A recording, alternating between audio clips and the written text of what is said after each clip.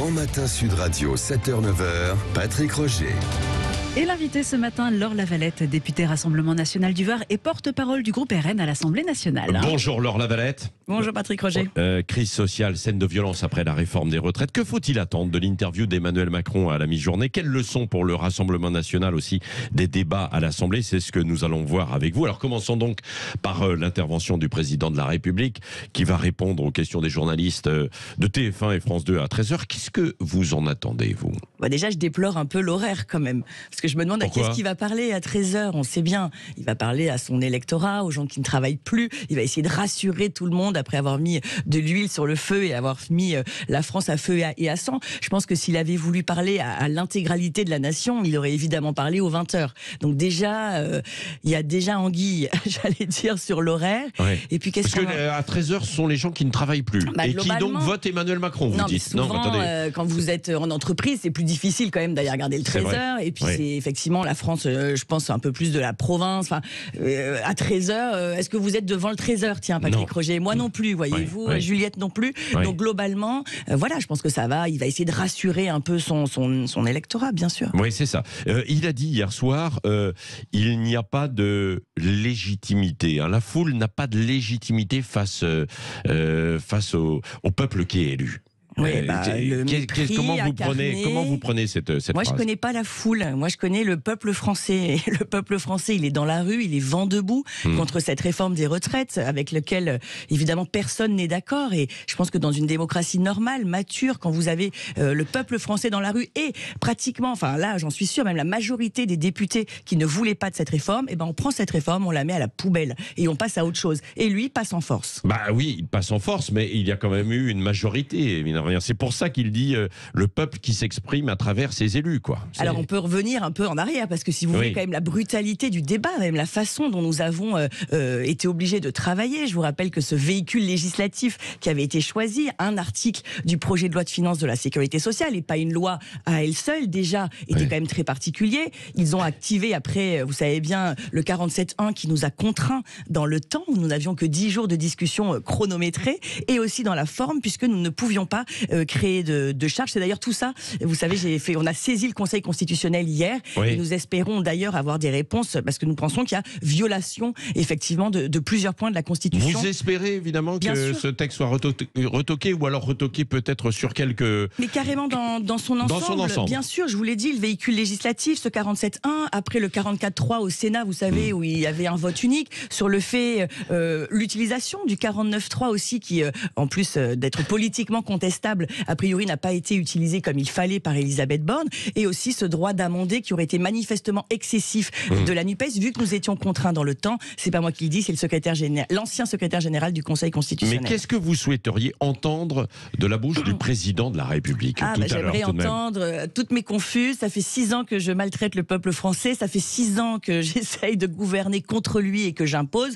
Je vais mettre donc ce projet de réforme au référendum. Vous savez, Patrick Roger, il y avait un article qu'ils n'ont pas utilisé, c'était l'article 11. C'est possible encore de faire passer ce texte devant le peuple français, mais on sait bien, et on le voit bien, même le storytelling dans lequel ils ont essayé, tous les arguments d'autorité qui auraient dû faire en sorte que cette réforme des retraites séduise tout le monde était déjà faux. Au début, c'était pour faire des économies, après c'était pour sauver ce système. Moyennant quoi, il obéit à des injonctions de Bruxelles qui lui ont dit il faut que ça passe avant l'été 2023, sinon tu n'auras pas l'argent du plan de relance. Et nous, au Rassemblement National, nous refusons que les Français soient la variable d'ajustement des mauvais choix politiques faits par Emmanuel Macron et son gouvernement. Est-ce qu'il devrait procéder aussi à un remaniement, à un changement de gouvernement? Est-ce que ça changerait quelque chose? C'est surtout un changement de paradigme qu'il faut effectivement. Moi, je pense qu'à la place d'Elisabeth Borne, j'aurais démissionné. Quand le vent du boulet passe aussi près, que vous êtes à 9 voix de faire tomber le gouvernement, après nous avoir menti les yeux dans les yeux, souvenez-vous, les 1200 euros.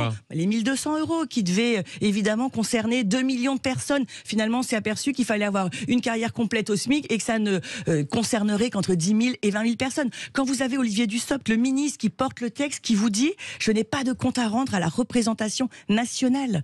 Quand vous avez le maire et toujours Dussopt qui refuse, j'ai même posé moi la question en demandant combien vont coûter le dispositif carrière longue. Est-ce que c'est 43, 44 annuités? Pas de réponse. Je veux dire, quand vous mentez autant aux Français, en fait, vous devez démissionner. Quand il y a une telle défiance, il faut partir. Mais regardez... En même temps, il avait annoncé la couleur lors de l'élection. position. Là, il n'a pas menti. Il avait dit qu'il allait réformer les retraites. C'était d'ailleurs, à mon avis, la seule chose. Comme Marine Le Pen avait dit aussi qu'elle allait réformer à un moment donné, puis elle a changé de pied. Elle n'a pas changé de pied. Vous savez, nous, ça a toujours été très clair. Après, on a été pragmatique. À un moment donné, il y avait la retraite à 60 ans. Oui, mais enfin, entre-temps, je vous dis, le pragmatisme vous rattrape. Quand Emmanuel Macron laisse 600 milliards de dettes, vous vous dites qu'il faut peut-être faire un peu différemment. Nous, c'était clair. Plus vous avez commencé tôt, plus vous partez tôt.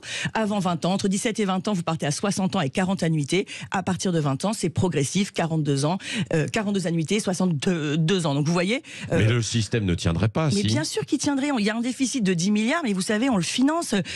Vous savez bien que, par exemple, notre politique migratoire qui réserverait les aides sociales aux Français, c'est déjà 16 milliards d'économies.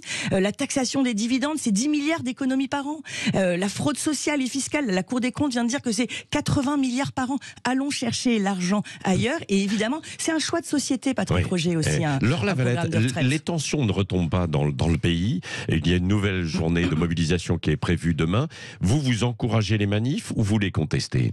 Non, moi je les comprends. Moi je comprends que les gens qui déjà depuis 1 an, 2 ans n'arrivent pas à remplir leur frigidaire, n'arrivent pas à faire le plein d'essence, et je comprends évidemment qu'ils aillent dans la rue en demandant leurs droits et en se battant pour leurs droits. Les Français ne veulent pas travailler 2 ans supplémentaires. Après le chaos, les images que les Français voient à la télé le soir, mais c'est Emmanuel Macron qui est le responsable. Il a jeté de l'huile sur le feu, et l'extrême gauche évidemment, les black box pourrissent la situation. Donc vous contestez quand même les manifestants, alors les manifestations. Pas les manifestants, je conteste mais vous avez dit les que ce gens sont qui des black blocs, c'est des gens de gauche. Il y en a, monsieur Vallée ce matin, syndicaliste, disait sur vos confrères, on les connaissait, souvent ils étaient fichés S, c'était des black box, des antifascistes de l'extrême gauche. Si on les connaît, je m'interroge, pourquoi est-ce qu'on les laisse faire? J'imagine bien que nos renseignements territoriaux connaissent le nom de leur grand-mère et de leur chat. Donc on peut peut-être aller les chercher et les empêcher de pourrir ces manifestations. Mais le responsable, l'artisan de ces scènes de violence, c'est évidemment Emmanuel Macron et la brutalité de son gouvernement envers le peuple français. Oui, et vous dénoncez ces violences? Les violences. Oui, les violences qui existent. Parce que Elisabeth Lévy disait, elles sont des deux côtés. Et puis, il y a des violences des manifestants, là, comme vous venez d'en parler. Et puis après, il y a d'autres, les policiers, est-ce qu'ils vont, vont trop loin? Non, mais les images sont effectivement difficiles. Mais la seule façon que les choses s'arrêtent, ce serait de retirer le projet de réforme et au moins de le faire passer devant le peuple français avec ce référendum. Je vous rappelle que c'est la raison pour laquelle nous avions déposé une motion référendaire qui n'a pas été votée d'ailleurs par la NUPES, qui manifeste, qui fait du bruit, mais qui finalement ne saisit pas les outils légaux pour faire tomber ce texte. Oui, est-ce que vous tendez la main aux députés frondeurs LR?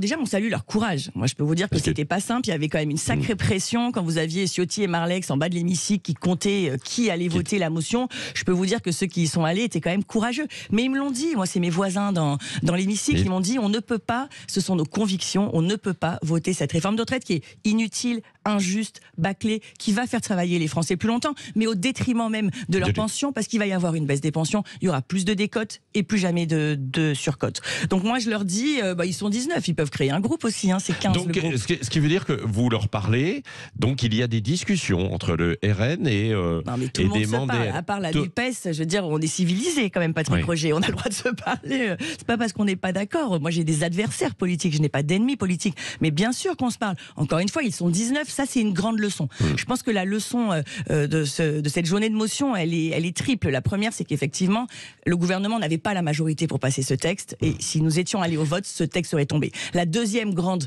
morale, c'est effectivement que ni Marlex ni Ciotti n'ont plus aucun leadership sur ce qui reste de cette famille politique. J'ai écouté Marlex en vous écoutant, c'est d'un pathétique affligeant. Oui, non, pas de sanctions, mais en fait c'est pas ça qui compte, c'est pas d'avoir voté, c'est de pas avoir signé. Plus personne n'y comprend rien. Je pense que les LR qui sont sortis du bois, qui ont voté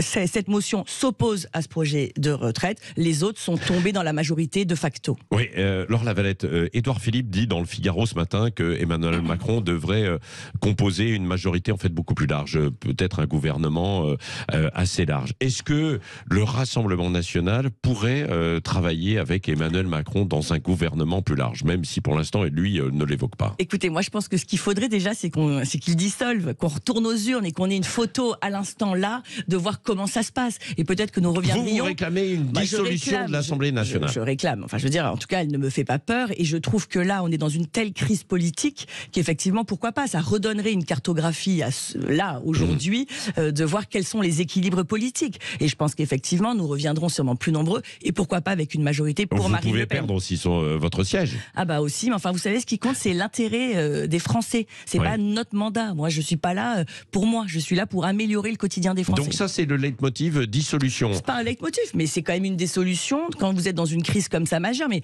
plus rien ne m'étonne. Je vous rappelle que le ministre de la Justice a toujours pas démissionné après avoir fait des bras d'honneur au sein de l'Assemblée nationale. Donc on vit un moment quand même assez particulier, je pense. Oui. Est-ce que vous avez un regret sur ces débats tels qu'ils ont été tenus à l'Assemblée nationale et de la part du Rassemblement national? Parce qu'on a dit que, et notamment ce sont les adversaires de gauche, que vous avez fait de la figuration. Alors moi, je peux vous dire, je n'ai aucun regret sur la façon dont nous l'avons conduit. Par contre, j'ai une frustration colossale. Et justement, de mes collègues de gauche, quand nous avions dit aux Français, Patrick Roger, que tous les moyens en notre possession seront utilisés pour faire tomber cette réforme. On a commencé par la motion référendaire, qui, je vous le rappelle, n'avait pas été votée parce que ça n'est pas celle de la NUPES qui avait été tirée au sort. Donc ça veut dire que pour la NUPES, le sort des Français est relié à un jeu de dés. Excusez-moi, mais moi c'est mon premier mandat, j'ai trouvé ça assez pathétique et très frustrant. Ils n'ont pas voté après la motion spontanée de censure pour faire tomber ce gouvernement. Finalement, ils votent Macron dès que l'occasion se présente. Et c'est une vraie frustration pour moi de voir ce décalage entre ce que dit la NUPES et ce qu'elle fait véritablement. Oui.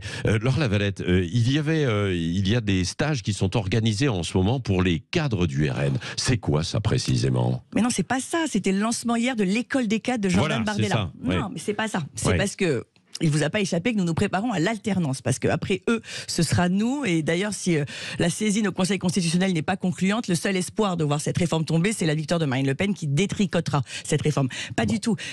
L'école des cadres, c'est en fait quand vous adhérez, je crois que ça vaut 20 € une adhésion pour les moins de 24 ans au Rassemblement national, vous avez des codes qui vous permettent d'accéder à une plateforme en ligne de formation. Parce qu'on pense que, voilà, c'est important que quand on aura gagné, il faudra gagner des mairies, il faudra être conseiller départementaux, conseiller à la région, et que c'est intéressant dans un souci d'exigence, de professionnalisation, de former cette jeune génération qui arrive. Et ça, c'est destiné aux nouveaux adhérents, pas forcément vous, les nouveaux députés qui sont arrivés ces derniers mois, quoi. On aura accès, évidemment, à cette plateforme, mais l'idée là, c'était vraiment que les adhérents puissent effectivement trouver une formation, même chez eux, devant leur ordinateur, une formation politique avec du fond. Et je pense que c'est vraiment une exigence bienveillante aussi et très importante de former les gens.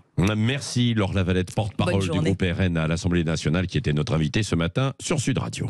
Merci.